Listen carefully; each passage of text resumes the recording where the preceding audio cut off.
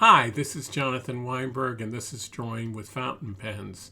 Today, to celebrate July 4th and the fact that I've just recently gotten 1,000 subscribers, I thought I would do a video about my 5 favorite pens for writing. Now, as any artist knows, you don't just use one brush, and when you're drawing, I think it's also true that you should use more than one pen. But when it comes to writing, it's probably true that you don't need a lot of different fountain pens, and you can get away with one or two, one maybe that you use at home and one that you use for traveling. And so in a way, it's a little bit easier to kind of hone in on a few choices.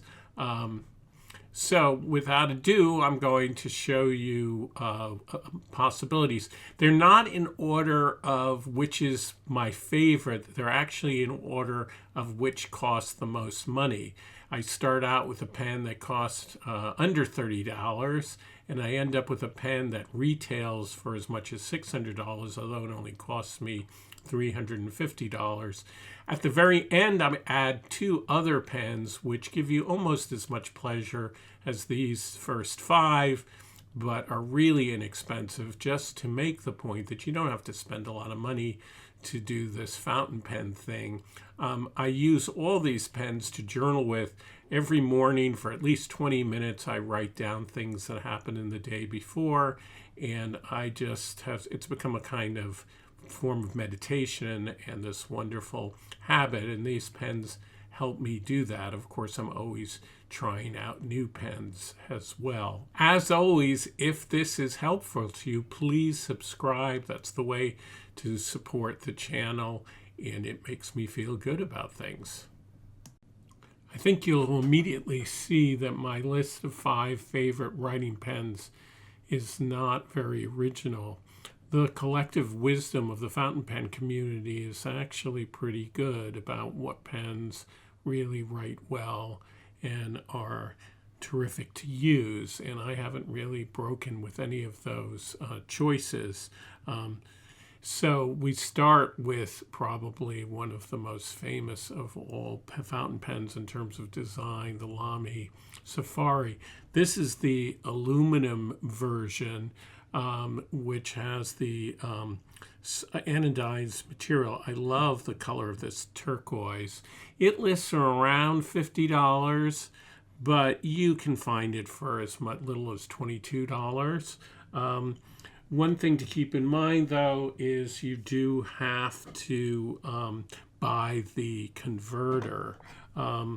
The regular Lamy Safari is also really terrific. This is the regular Lamy Safari in plastic, and it's also a great pen.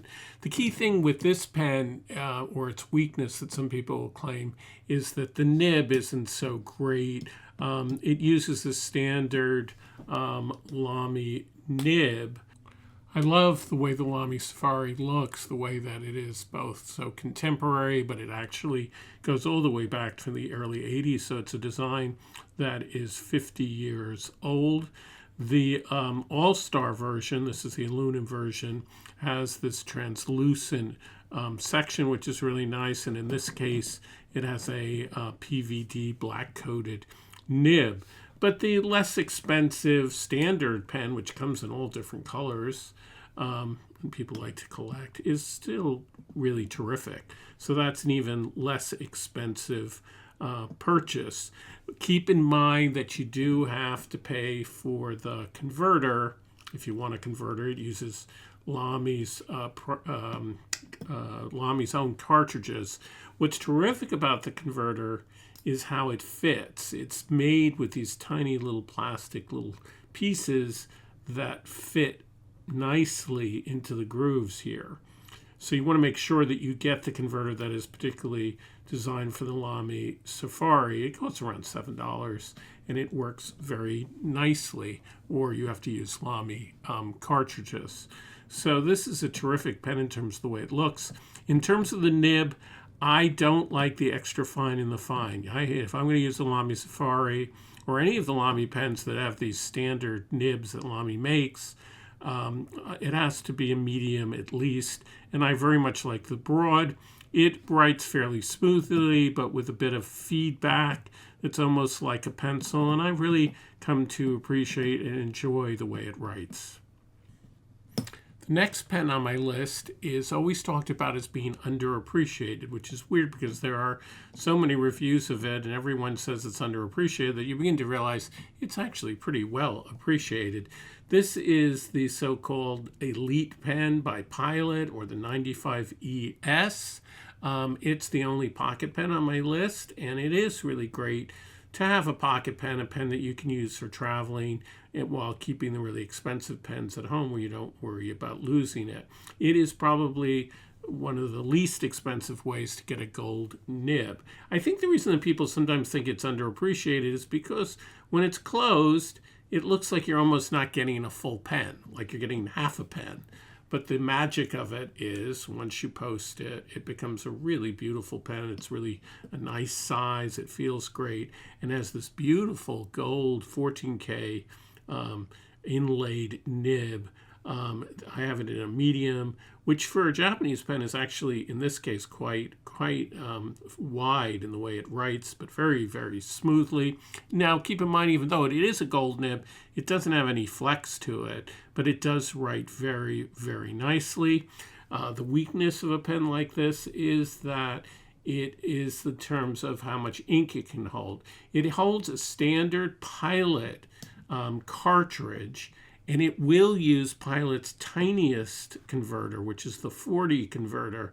The cartridge holds about 1 milliliter of ink, which isn't bad, but the converter is only about 2/3 as much, around 0.6 milliliters. So it's almost not worth it. It really is a pen that works best as a cartridge pen. My third pen on the list, no surprise if you watch my videos, is the Lamy 2000, which is one of my all-time favorite pens, both in terms of its design. It's one of the great designs of the 20th century, of any kind of industrial design, and because of its extraordinary nib.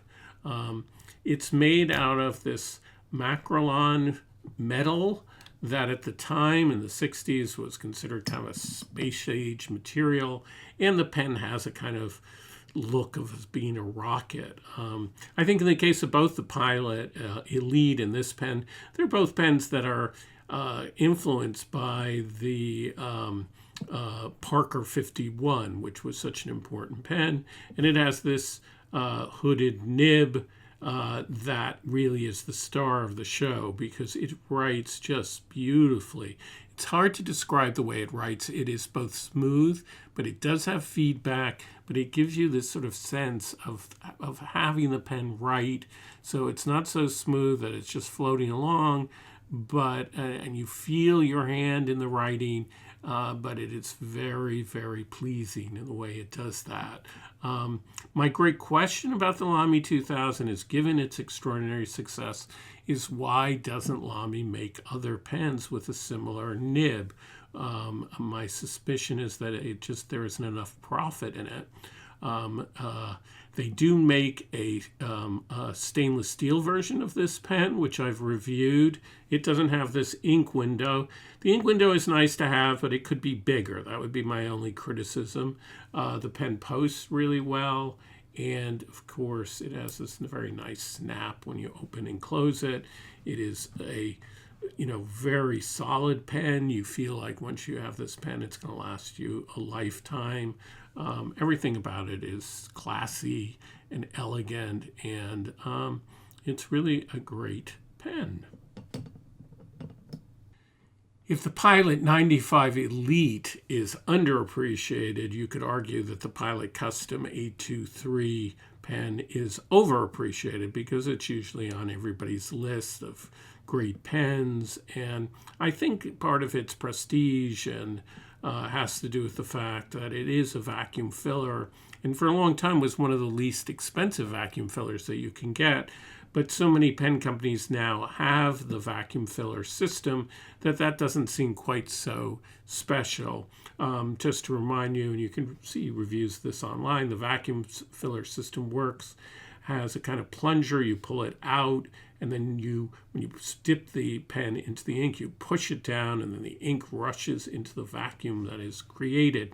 It also has the advantage of having a second chamber so that when you close the pen up, ink can't get it to the front, and that's very good if you're traveling, and so you won't get ink pouring out if there's a sudden difference in cabin pressure. So those are advantages. The pen is very beautiful, I think. It's classic looking. It feels great in the hand, but the star for me is not the filling system. It's the nib. It has a fantastic nib that writes, just truly does float across the page.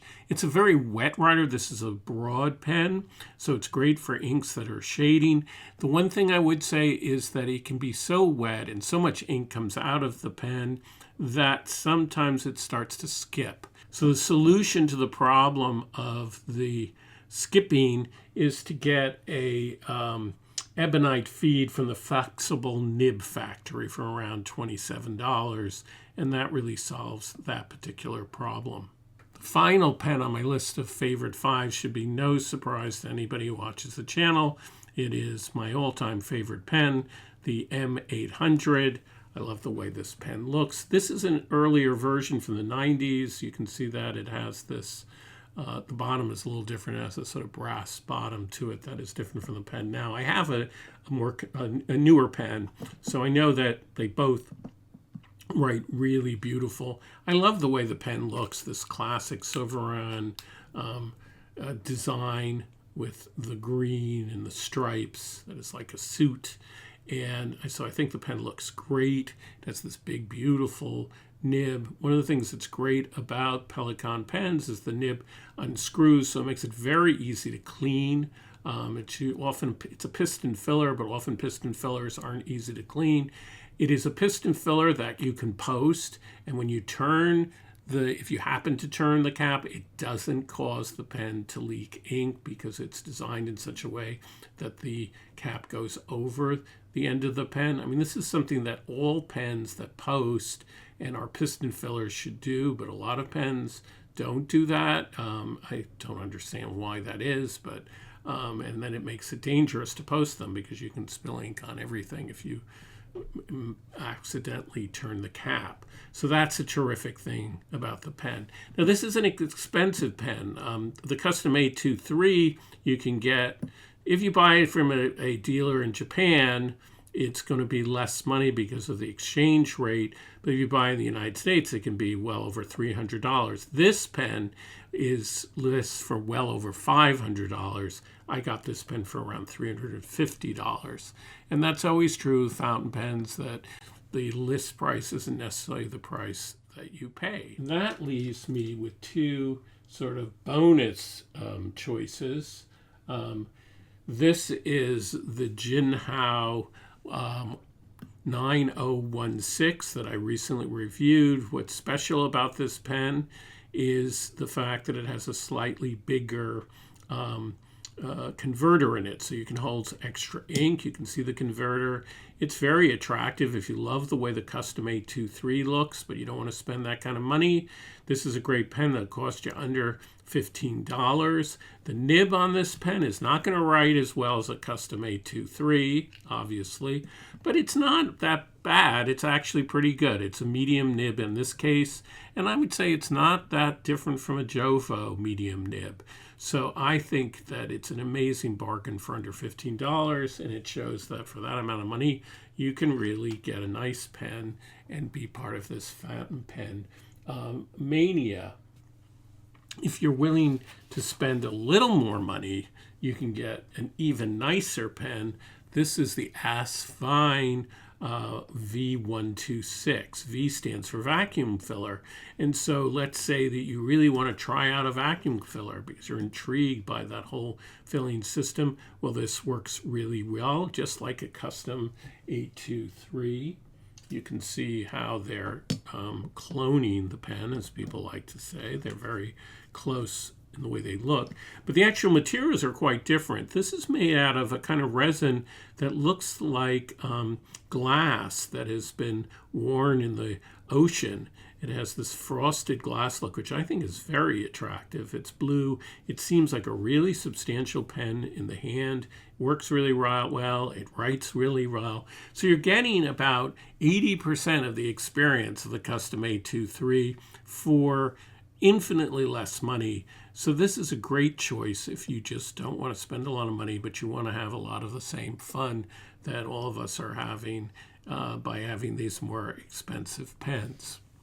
So that's it. I'm sure that other people have different pens that they really like to use. These are the pens that I use when I'm journaling in the morning, and they're the ones I reach for, and always feel that they're going to work well, and they're not going to have problems with skipping, and they're going to give me the sort of ultimate pleasure. But other people have other companies like pens from TWSBI or pens from Pen BBS is another company that makes terrific affordable pens. I love the Opus 88 pen line. That's a bit more expensive. So there are a lot of choices out there. And there are other choices when it comes to which pen do you like just because of the way it looks. Keep in mind that if I was to choose a pen because of the way it looks, I would choose a very different list. And if I'm choosing a pen to draw with, I would make a very different list than these pens. These are my 5 favorite and 2+ for writing. As always, if you find this useful, please remember to subscribe.